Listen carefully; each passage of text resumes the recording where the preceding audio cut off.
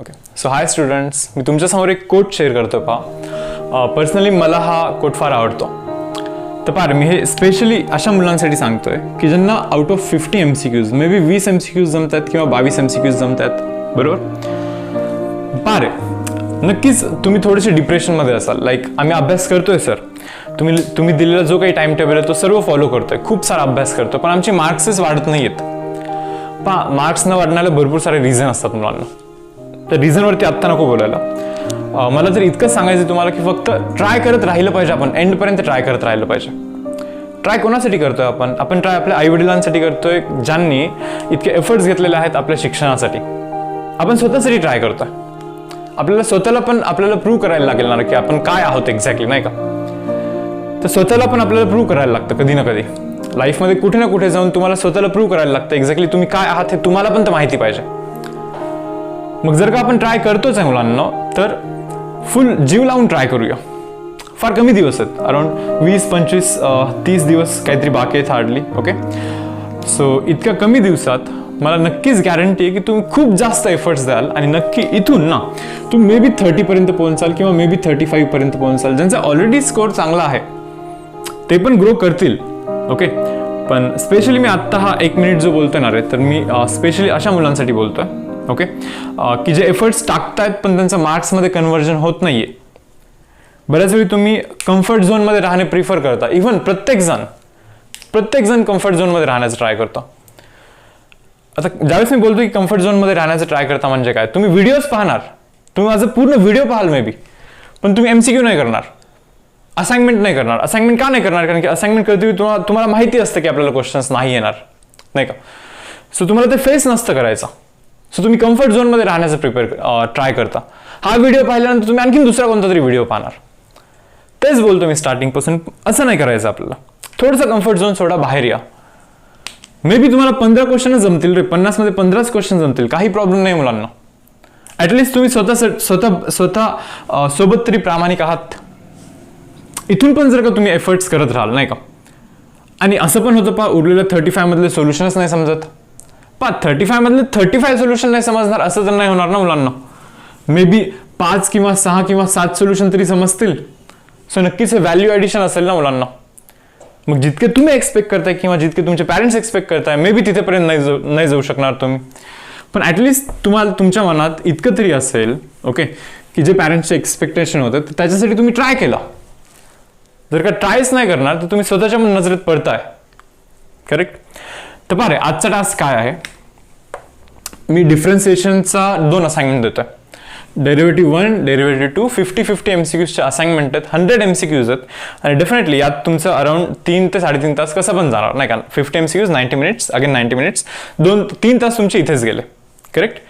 यानंतर पहा, मी 12 MCQsचा एक छोटंसं PDF देतोय, न्यू सिलेबसवरती बेस्ड. ओके, नवीन जो टेक्स्टबुक आहे त्यातले हे क्वेश्चन्स आहेत, अलॉंग विथ आन्सर्स, ऑप्शन्स आहेत. इथे सोल्युशन्स मिळतील तुम्हाला, तुम्ही सोल्युशन्स रेफर करू शकता. मी इथे PYQs इंट्रोड्यूस नाही करत आहे बिकॉज इथे असाइनमेंट एक एक्स्ट्रा दिलेली आहे. Okay, so PYQs, डेरिव्हेटिव्हचा PYQ me introduce करेन उद्याच्या लेक्चरमध्ये AOD सोबत. ओके, AODचा एकच असाइनमेंट असेल, बट त्याच्यासोबत PYQs, डिफरन्सिएशन प्लस AOD असं PYQ असेल.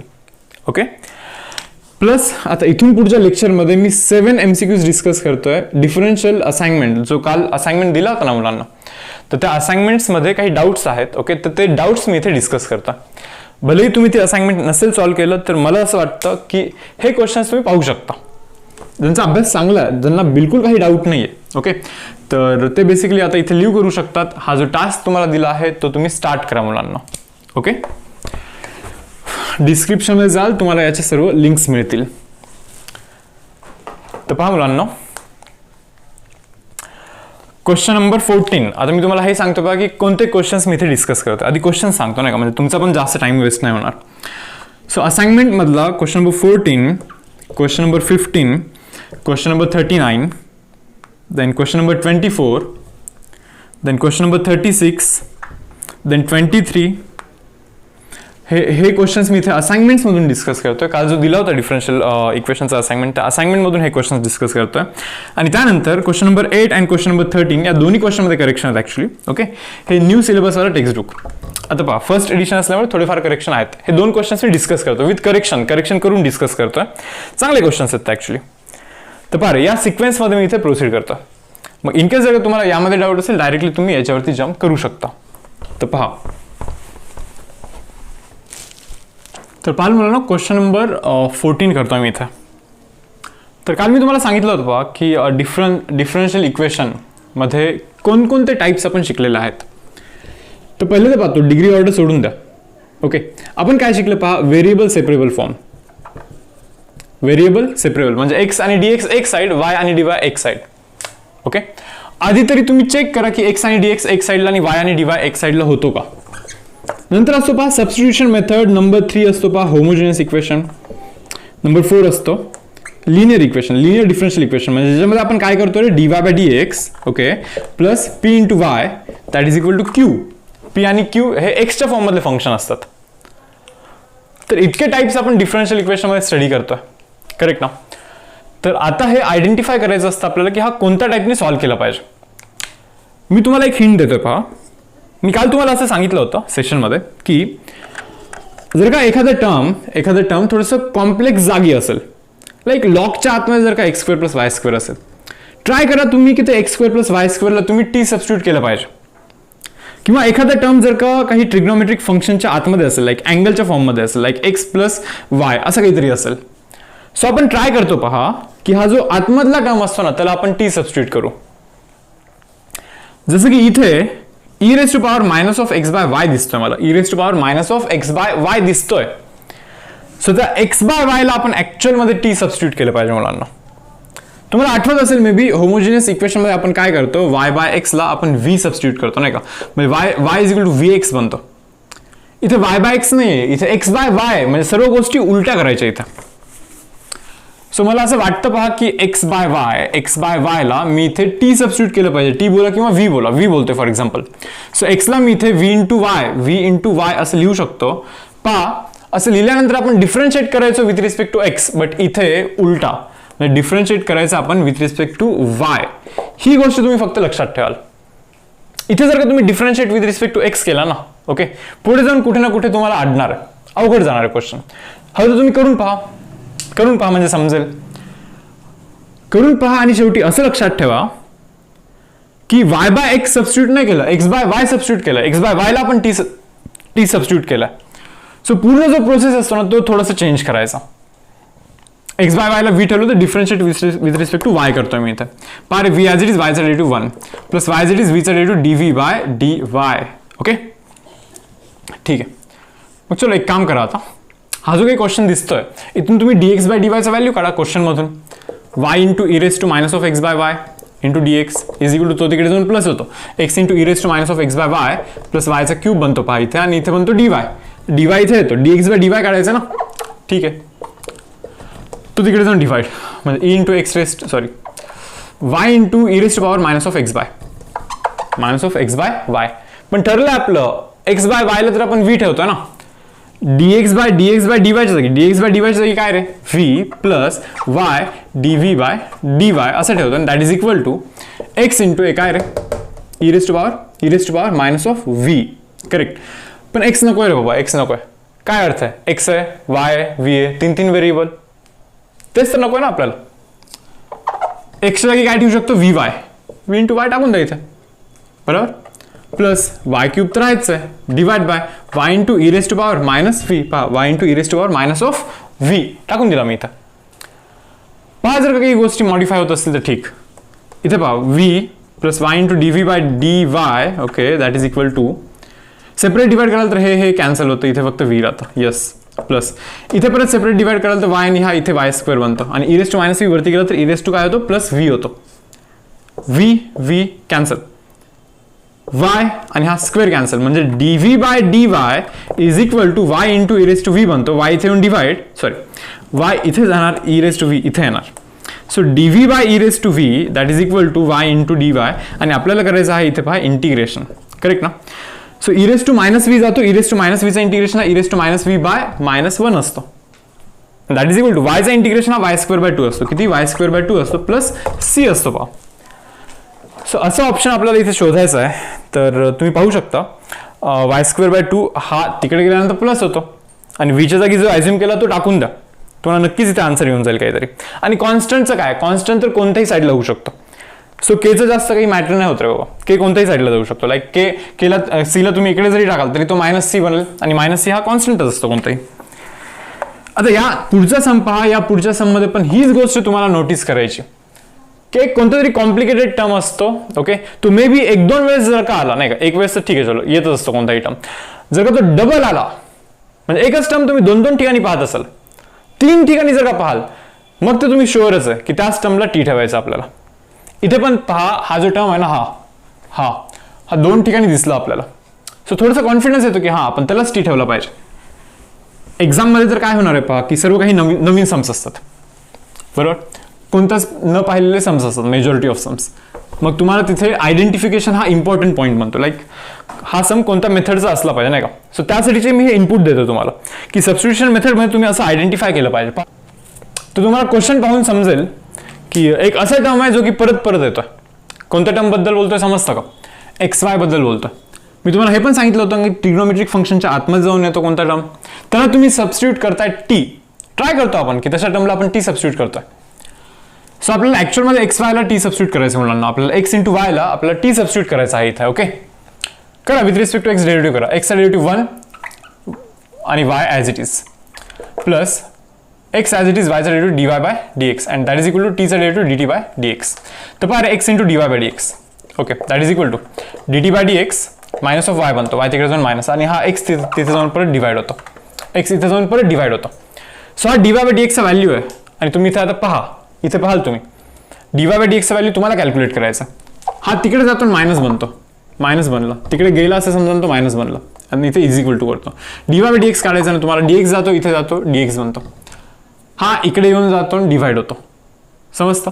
सो -x² cos xy ना, -x² cos xy इथे येऊन तो डिवाइड झाला. सो dy/dx आपण व्हॅल्यू काढला आता. पहा हा काय रे, xy जागी मी टाकतोय t cos of t okay plus sin of t whole divide by minus of x² काय रे, cos of xy ला काय टाकताय तुम्ही, xy ला तुम्ही टाकताय t and that is equal to dt/dx okay minus of y and whole divide by x असं बनतोय. पहा हा जो x आहे हा x आणि इथला स्क्वेअर कॅन्सल. प्रॉब्लेम तर आता मी हा फेस करतोय की 2-3 व्हेरिएबल नकोय, t आहे x आहे y पण आहे बाबा, इतके व्हेरिएबल नको होतं ऍक्च्युली. एक काम करतो, x ला इथे टाकतो, बट तुम्हाला समजतं का XY म्हणजे t आहे. येस y जो व्हेरिएबल होता तो गेला, गायब झाला. बस हेच पाहिजे होतं आपल्याला. करू का सेपरेट डिवाइड केलं तर cos t कॅन्सल होतो की नाही, म्हणजे इथे फक्त -t राहतं. Minus sin t cos t कराल तर tan t बनतो, दॅट इज इक्वल टू इथे काय रे x × dt/dx आणि तिथे -t आहे, -t आणि -t असं पण कॅन्सल होतो ना इथे. सो मग काय बनतं पहा, त्याच्या पुढे minus sine as it is x इथे येऊन डिवाइड -1/x × dx इथे tan t तिथे जाऊन divide is equal to dt/tan t झालं. तर मग 1/x चा इंटिग्रेशन जो असतो तो log x असतो आणि 1/tan t means cot t चा इंटिग्रेशन ज्यावेळेस तुम्ही कराल तर तुम्हाला मिळेल log of sin t plus c log c करतो, चलो प्लस log c करतो. सो हा आपला इक्वेशन आहे पहा, डिफरन्शियल इक्वेशन आहे, सॉरी हा आपला जनरल सोल्युशन आहे. हा जातो इथे ओके, मग इथे काय राहतं रे, तो log c इथून मायनस ऑफ log c करतो मी इथे, that is equal to log of sin t into log of x sorry plus log of x. log a plus log b means log ab असतं, म्हणजे हे बनतं log of ab means sin t into x आणि इथे आहे पहा log c. हे पहा मायनस ऑफ log c ला पण मी log cच लिहितो कारण की कॉन्स्टंट आहे तो, मायनस ऑफ कॉन्स्टंट तो पण कॉन्स्टंटच असतो कोणता तरी. सो अशा केसमध्ये तुम्हाला माहिती पहा log डायरेक्टली आपण गायब करतो इथे, करेक्ट. sin t म्हणजे sin xy इंटू x हा बनतो c. असं कोणतं ऑप्शन आहे का पहा बरं, sin xy t म्हणजे xy इंटू x हा बनतो कॉन्स्टंट. ऑप्शन नंबर ए आहे ना पहा, x into sin xy is equal to k constant, correct. चलो नेक्स्ट समवरती जातोय पहा. आता हा सम चांगला आहे मुलांना, 39 वाला क्वेश्चन घेतोय पहा.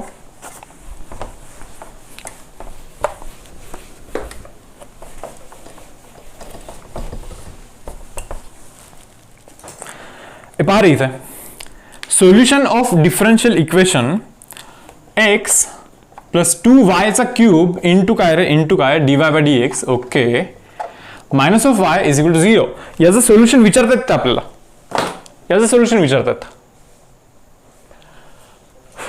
तर मग पहा तुम्ही कोणता टाईप आहे हा थोडंसं तुम्ही विचार करा, की हा कोणता टाईप आहे. ओके, एक्स डी एक्स एका साईडला, वाय डी वाय एका साईडला होतात का पाहायचा. त्याच्यानंतर काही सबस्टिट्यूट करू शकतो का पाहायचा. त्यानंतर y is equal to v x homogeneous equation आहे का, म्हणजे पॉवर सेम आहे का. इथे पॉवर 1 नाही, इथे पॉवर 3 नाही रे बाबा, तो होमोजिनियस इक्वेशन नाही आहे. मग जर कोणत्याच मेथडनी नसेल तर इंटिग्रेटिंग फॅक्टरच्या मेथडनी करायचा. कोणत्या मेथडनी मुलांना, इंटिग्रेटिंग फॅक्टरच्या मेथडनी करायचा. पहा आता आठवतो का तुम्हाला इंटिग्रेटिंग फॅक्टरवाला जो फॉर्मॅट आहे तो आठवतो का. पहा काय असतो, dy by dx plus p y is equal to q. हा आपला बेसिकली इंटिग्रेटिंग फॅक्टर वाला जो मेथड आहे ना, इंटिग्रेटिंग फॅक्टर वाला मेथड, लिनियर डिफरन्शियल इक्वेशन, तो आहे तो. याच्यामध्ये एक फॅक्टर असतो ना रे, इंटिग्रेटिंग फॅक्टर बोलतो आपण त्याला. इंटिग्रेटिंग फॅक्टर काय असतो तो, e raise to power integration of p d x असतो की नाही. बरोबर, पाहूया जरा हा असा बनतोय का. इथे ना पी आणि क्यू, इथे पी आणि क्यू हे एक्सचे फंक्शन असतात मुलांना. कशाचे, एक्सचे फंक्शन असतात. पण जरा इथे पाहिलं ना, मला असं समजतं की वाय जरा जास्त नाही का. इथे वाय दोन वेळेस आहे. आपल्याला ऍक्च्युली एक्स 2 वेळेस पाहिजे होता, आपल्याला एक्स 2 वेळेस पाहिजे होता, पण इथे वाय 2 वेळेस आहे. असं थोडंसं उलटं पण होऊ शकतं बरं. सो याच्या पण तयारीत राहाल तुम्ही. काय करू शकतो, अरे एक काम करतो, मायनस वाय टाकून देतो तिकडे. So x plus 2y cube into dy by dx. Okay, and that is equal to, इथे प्लस वाय करतो मी, हा तिकडे टाकून देतो. So dy by dx is equal to y divide by x plus 2y cube. X 2 वेळेस पाहिजे होता, पण इथे y 2 वेळेस आहे. सो अशा केसमध्ये dy बाय dx नाही फाइंड करायचा, उलटा करायचा. आता dx बाय dy करायचा. हे लक्षात राहू द्या मुलांना. म्हणजे लिनियर डिफरन्शियल इक्वेशन तर हा पण असतो, dx बाय dy. पहा dy बाय dx जागी dx by dy plus p into x करायचा. p इंटू काय, एक्स, p इंटू वाय नाही, p इंटू आता एक्स जागी वाय करायचा आणि इज इक्वल टू क्यू करायचा. जिथे की p आणि q जे असतात ना, तर ते फंक्शन इन वाय असतात, म्हणजे वायच्या फॉर्म मधले फंक्शन असतात. मग अशा केसमध्ये इंटिग्रेटिंग फॅक्टर काय असतं माहिती का, e raise to power integration p dy हा इंटिग्रेटिंग फॅक्टर असतो. या केसमध्ये तुम्हाला आन्सर आठवतो का काय असतो, y इंटू काय integrating factor is equal to काय असतो, integration of q into integrating factor plus c. असा आन्सर असतो की नाही. मग एक्झॅक्टली उलटा आन्सर बोलायचा, वायच्या जागी बोलायचा x into integrating factor that is equal to integration of q into integrating factor plus c. असा आपला आन्सर असला पाहिजे. पहा फक्त वायच्या जागी एक्स करायचं आपल्याला, फक्त आणि फक्त वायच्या जागी आपल्याला एक्स करायचं आहे. पण तुम्ही बोलणार सर आणखीन हा त्या फॉर्मॅटमध्ये आलाच तर नाहीये. पाहूया ना, मी तर प्रिअझ्युम करतो की त्या फॉर्मॅटमध्ये येणार आहे. पहा मी इथे उलटा करतो याला, जे की मी नव्हतं केलं पाहिजे actually. So divide by y ना इथे असं. So dx by dy is equal to काय रे, हा x बाय वाय बनतो ना. एक काम करतो, मायनस एक्स बाय वाय इकडे घेऊन मायनस करतो and that is equal to इथे 2y स्क्वेअर बनतो. याला असं लिहू शकतो का मी, पहा dx बाय dy. पहा format dx by dy. Okay, plus p into x आहे. भाऊ p म्हणजे मला वाटतं मग मायनस 1 बाय वाय p काय p into x and that is equal to q. अरे क्यू पण तर वायचा फंक्शन आहे, p पण तर वायचाच फंक्शन आहे. म्हणजे जे पाहिजे होतं त्याच फॉर्मॅटमध्ये आलाय, तो त्याच फॉर्मॅटमध्ये आलाय ना मुलांना. लक्षात असं ठेवायचं, पहा कोणत्याच मेथडनी जर का तो सॉल्व्ह नाही झाला तर तो सॉल्व्ह करायचा आहे आपल्याला इंटिग्रेटिंग फॅक्टरवाल्या मेथडनी. कोणत्याच मेथडनी सॉल्व्ह नसेल तर शेवटी एकच ऑप्शन असतो, इंटिग्रेटिंग फॅक्टरवाला मेथड. मग त्याच्यामध्ये पण 2 केसेस आहेत परत. एक तर या फॉर्मॅटमध्ये बनत असतो, नाही तर या फॉर्मॅटमध्ये बनतो, या फॉर्मॅटमध्ये. आणि दोन्ही फॉर्मॅटचे आन्सर ऑलमोस्ट सेमच आहेत. पहा इथे y इंटू इंटिग्रेटिंग फॅक्टर असतो, बस इथे x इंटू इंटिग्रेटिंग फॅक्टर करायचं. काय बनेल मग याचा आन्सर काय बनेल, काय बनणार आहे, x इंटू इथे लिहितोय पहा x इंटू इंटिग्रेटिंग फॅक्टर. आणि इंटिग्रेटिंग फॅक्टर काय असतो बाबा, e raise to integration of p dy असतो नाही का. बरोबर. सो काय बनतो रे, e raise to integration of p काय रे, मायनस 1 बाय ना, e raise to integration of minus 1 by y असं बनेल. मायनस 1 बाय वायचं इंटिग्रेशन काय रे, मायनस ऑफ लॉग वाय हा असा इंटिग्रेशन बनेल त्याचं. मग एक काम करतो, मायनस साईन इथे वरती टाकतो, इथे 1/y बनेल. बेस तर ईच आहे आणि ई असे पण कॅन्सल होत असतात. हे किती बनत असतं, 1/y बनत असतं. So integrating factor is nothing but 1 divide by y, x into 1/y म्हणजे x/y. That is equal to integrating factor काय आहे रे, 1/y. क्यू काय आहे रे बाबा, क्यू काय आहे, क्यू तर 2y² आहे ना, टाका ना 2y² इथे, प्लस सी करतो मी इथे, वाय आणि हा स्क्वेअर कॅन्सल, 2y बनतो नाही का. So x/y is equal to 2 as it is वायचा इंटिग्रेशन y²/2 बनतो, प्लस सी बनतो, 2 असंही कॅन्सल होतं. So y² is equal to x/y आणि सी कुठेही टाका दोन्ही साईडमध्ये, काही चालेल. पहा बरं असा आन्सर आहे का.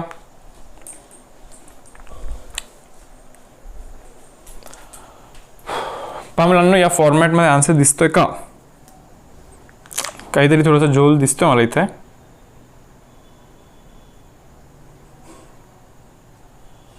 काही रॉंग केलेलं आहे का पहा.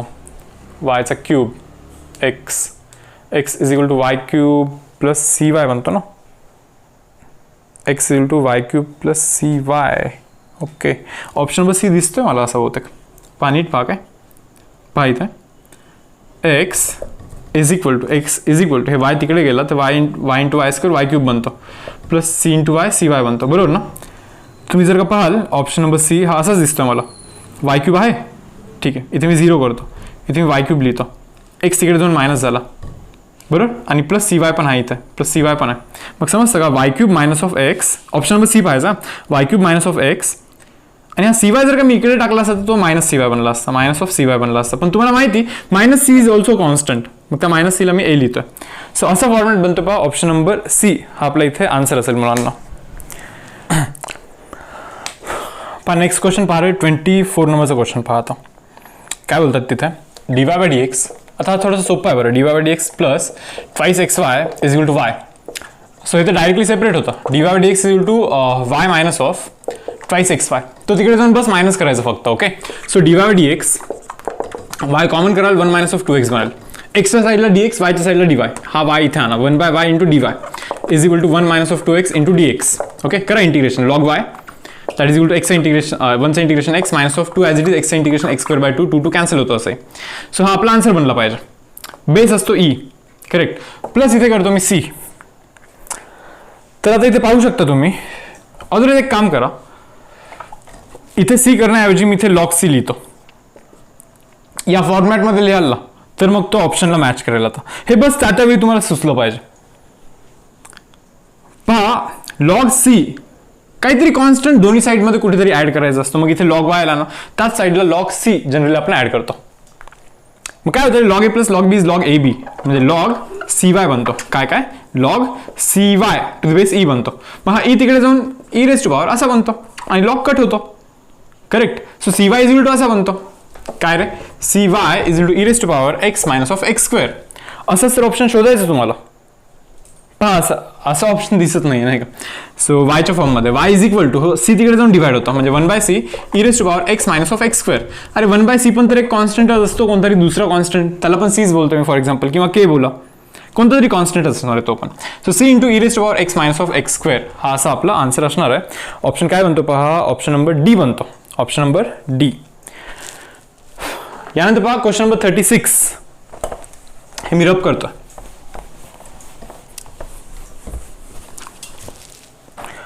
क्वेश्चन नंबर 36 मध्ये differential equation y into dy/dx plus x is equal to a असं बोलतात ते. मग ते म्हणतात की हे काय रिप्रेझेंट करतं म्हणे, हे एक्झॅक्टली काय रिप्रेझेंट करतं, सर्कल रिप्रेझेंट करतं, काही ऑप्शन्स देत आहेत ते इथे नाही का.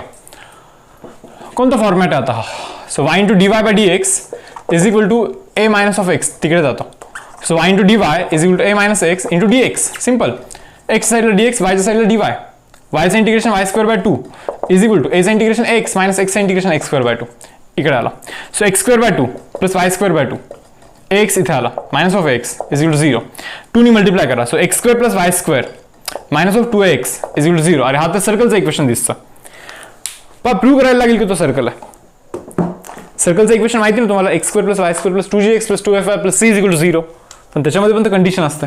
हा इक्वेशन असा असतो ना, x² plus y² plus 2gx plus 2fy plus c is equal to 0 असं असतो सर्कलचं इक्वेशन, जिथे -g, -f हे त्याचे सेंटर्स असतात.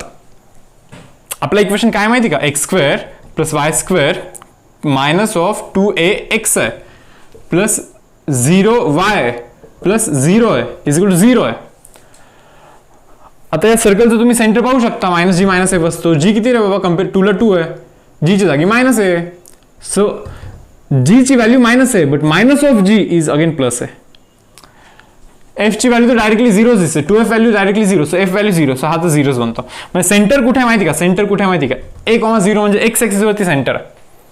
पण काय गॅरंटी की हा सर्कल आहे, मे बी असं होऊ शकते की हा सर्कलच नाहीये.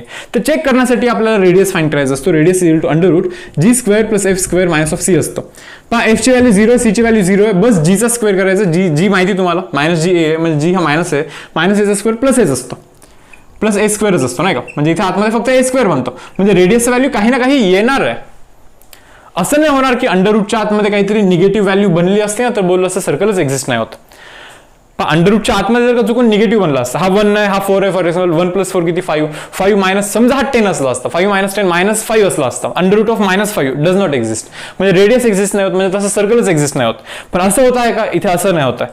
याचा असं अर्थ की हा सर्कल आहे आणि जसं की सेंटर पण आपण फाइंड केलं, पहा सेंटर आहे एक्स ऍक्सिस वरती, असं तुम्हाला ऑप्शन शोधायचं इथे. पहा आहे का असं option, set of all circles centre on the x axis. Yes. Next पहा आता क्वेश्चन नंबर 23. आता पहा क्वेश्चन नंबर 23 थोडंसं वाढीव आहे. ओके, थोडंसं बाहेरचा वाटू शकतो तुम्हाला, आउट ऑफ स्कोप वाटू शकतो थोडाफार, पण पाहून घेऊया एकदा.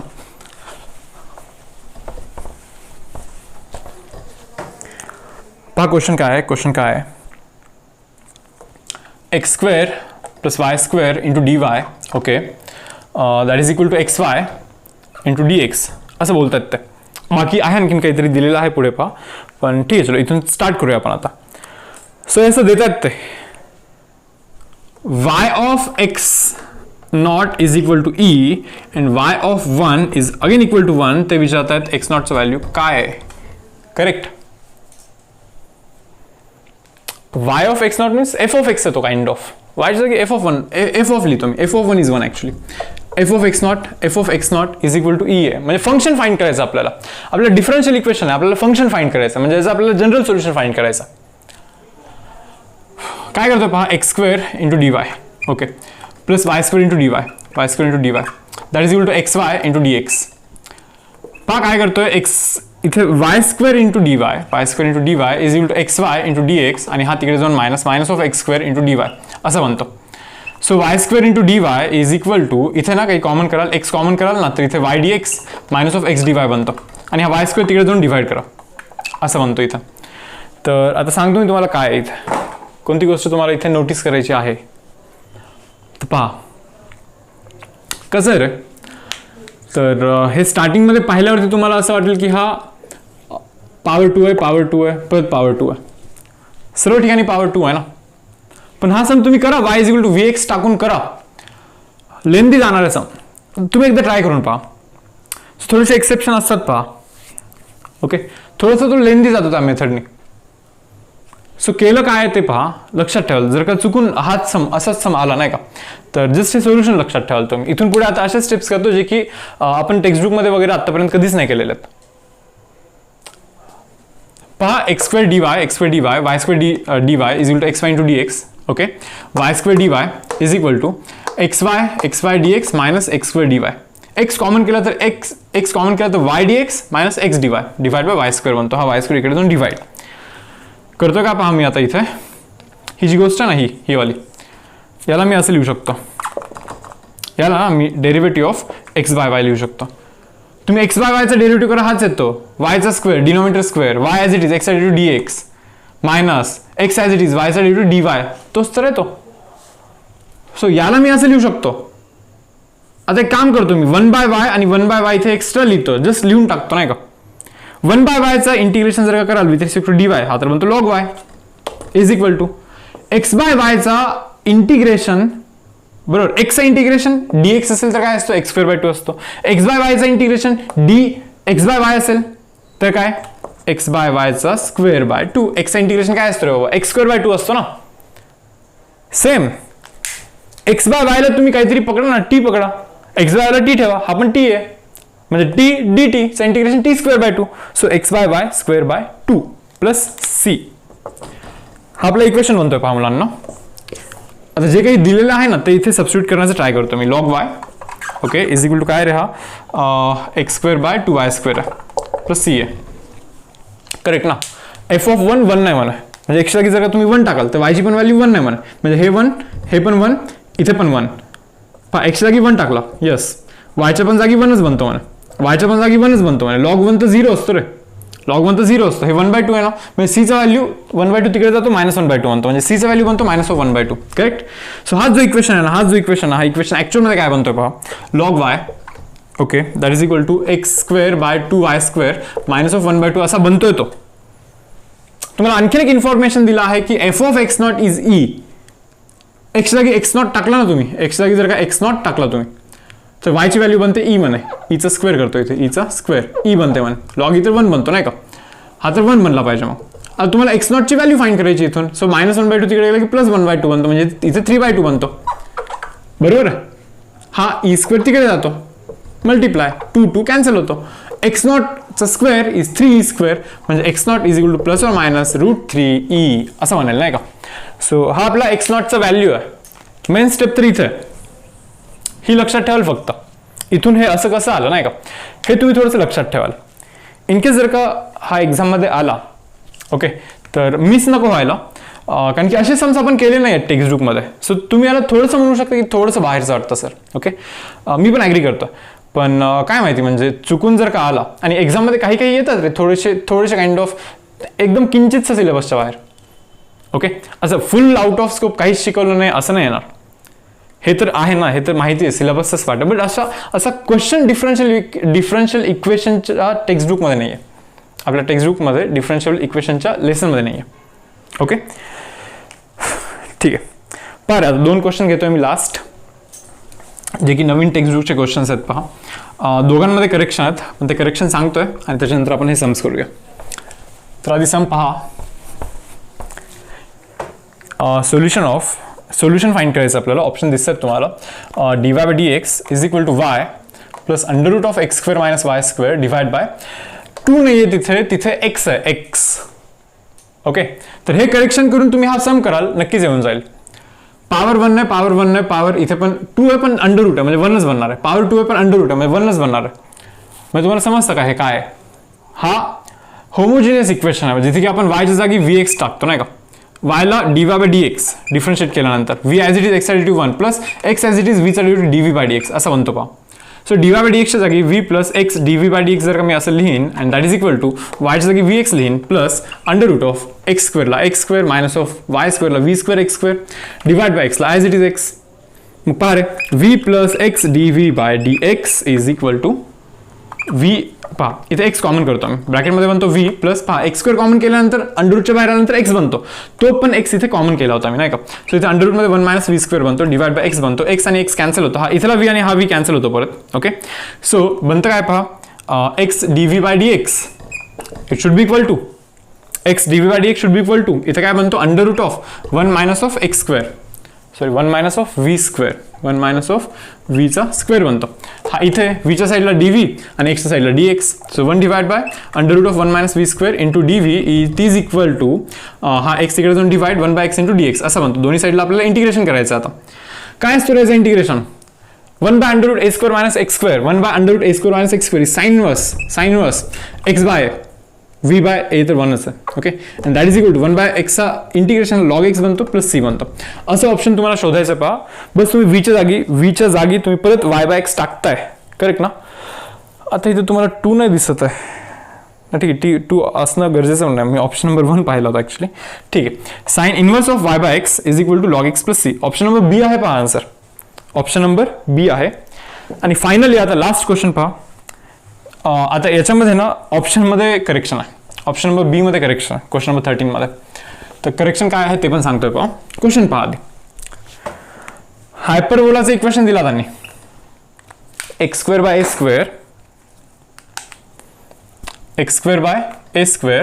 -y² b² it is equal to 1. आणि हायपरबोलाच्या इक्वेशनचा बेसिकली डिफरन्शियल इक्वेशन विचारतात ते आपल्याला.